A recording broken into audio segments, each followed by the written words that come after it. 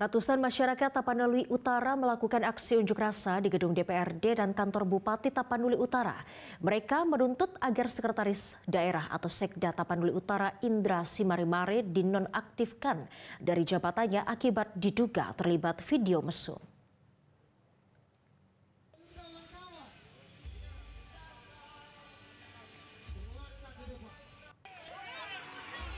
Aksi yang diawali di gedung DPRD Tapanuli Utara, massa yang berasal dari Aliansi Mahasiswa dan Masyarakat menyampaikan aspirasinya agar anggota DPRD mendukung kebijakan pejabat Bupati Taput Dimpos Masihombi yang sudah membebas tugaskan Indra Simarimare dari jabatannya sebagai sekda. Usai menyampaikan orasi, massa kemudian melanjutkan aksinya di kantor Bupati Tapanuli Utara.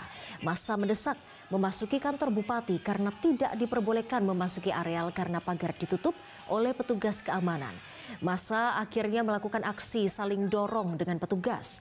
Massa mengatakan dugaan video mesum Indra Simarimare dengan mantan staf kantor Bupati sudah menyebar luas dan ditonton kalangan masyarakat. Video mesum dinilai mencoreng wajah Kabupaten Tapanuli Utara yang memiliki ikon wisata rohani.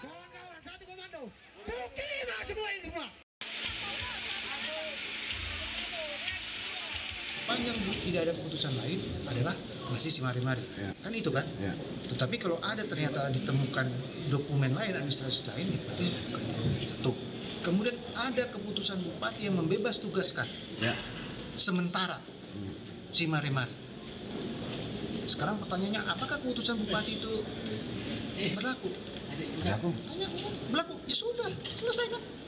Tapi sekdanya siapa ditanya, Simarimare, haknya penuh masih. Mobil dinasnya silakan, kalau ada rumah dinas silakan, sampai dia diberhentikan tetap. Misalnya diberhentikan atau dikembalikan ke jalan. Jelajahi cara baru mendapatkan informasi. Download Metro TV Extend sekarang.